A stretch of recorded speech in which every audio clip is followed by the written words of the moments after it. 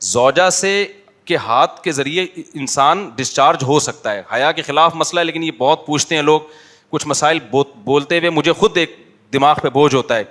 تو زوجہ کے ساتھ تو یہ جائز ہے.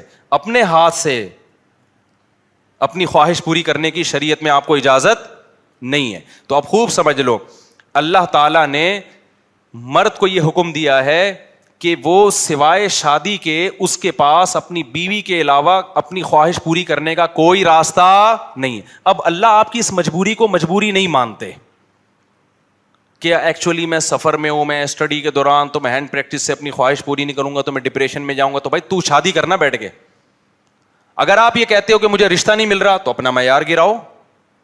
آپ بولو کہ میرے اسٹینڈرڈ کا نہیں مل رہا, تو اسٹینڈرڈ کیا کرو, بولو نا, کم کرو. آپ اللہ میاں کا یہ حکم ہے, اپنا اسٹینڈرڈ کیا کرو, آپ کم کرو. یہ بھی قرآن میں ہے, وَمَن لَّمْ يَسْتَطِعْ مِنكُمْ طَوْلًا أَن يَنكِحَ الْمُحْصَنَاتِ الْمُؤْمِنَاتِ فَمِمَّا مَلَكَتْ أَيْمَانُكُمْ. اللہ کہتے ہیں کوئی آزاد عورت شادی کے لیے, خاندانی عورت نہیں مل رہی, کسی کی باندی سے شادی کر لو. عرب میں باندی کا لیول بہت کم ہوتا تھا, اور اللہ نے فرمایا ذَلِكَ لِمَنْ خَشِيَ الْعَنَةَ مِنكُمْ, جس کو زنا یا برائی کا خطرہ ہے نا وہ یہ کام کرے. تو کیا مطلب, اللہ کیا حکم دے رہے ہیں, اپنا اسٹینڈرڈ کیا کرو, بولو نا, گرا دو. اور یہ اللہ نے مرد میں خواہش نفس مسلط اس لیے کی ہے کہ نہ چاہتے ہوئے بھی شادی کرے. یہ اس لیے نہیں کی ہے کہ ہاتھ سے فارغ ہو کر اپنے آپ کو ٹھنڈا کر لے اور شادی 10 سال کے لیے مؤخر کر لے. یہ تو مسلط کی گئی ہے, کیونکہ شادی کو اسلام نے آپ پہ نہیں چھوڑا, فطرت نے آپ پہ نہیں چھوڑا. ہم اور آپ پہ چھوڑا ہوتا تو ہم 50 سال کے ہو کے بھی نہیں کر رہے ہوتے. جو کام انسانیت کی بقا کے لیے ضروری تھا نا, اللہ نے وہ ہمارے مشورے پہ نہیں. اللہ چاہتے ہیں کہ نسل بڑھے, تو اس لیے یہ چیز اللہ نے مسلط کر دی ہے کہ لوگوں سے اللہ مشورہ نہیں لیں گے کہ ایکچولی آپ کو کرنی چاہیے کہ نہیں کرنی چاہیے.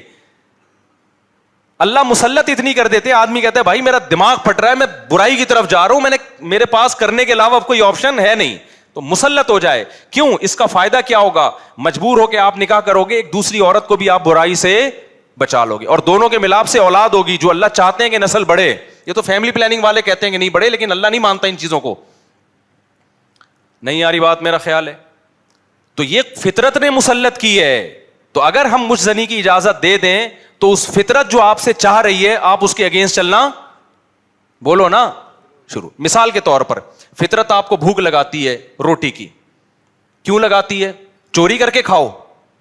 اس لیے نہ چاہتے ہوئے بھی آپ کمائیں, کاروبار کریں یا ملازمت کریں. اس ملازمت کرنے سے کیا ہوگا, صرف آپ کو فائدہ نہیں ہوگا, آپ کے باس کو فائدہ ہوگا, اس کا بزنس چلے گا, اس کے بزنس چلنے سے لوگوں کو فائدہ ہوگا. تو یہ سب چیزیں ایک دوسرے سے کیا ہیں, لنک. آپ کو بھوک لگ رہی ہے, اسلام کہتا ہے آپ حلال طریقے سے کما کے کھاؤ. آپ کہہ رہے تھے میں نہیں کما رہا, جب بھوک لگے گی نا ٹائٹ تو آپ کمانے پر کیا ہوگے, مجبور.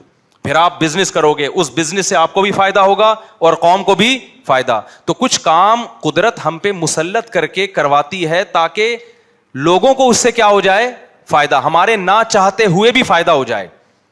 لیکن آپ نے کیا کیا, ایکچولی میرے پاس چونکہ ایک ارننگ کا, کمائی کا ٹائم نہیں ہے, میں ایکچولی بہت بزی ہوں, میں بہت بڑا سائنسدان بننا چاہتا ہوں. آج کل ٹوپی ڈرامے جو چل رہے ہوتے ہیں, تو میں اگر کماؤں گا تو پھر ایکچولی تو میں بھیک مانگنا شروع کر دیتا ہوں, یا میں چوری کر کے کھانا, میں کیا کروں بھائی, میں اسٹڈی ہے, کل میرا پیپر ہے یار, میں کماؤں کیا, تو میں چوری کروں گا.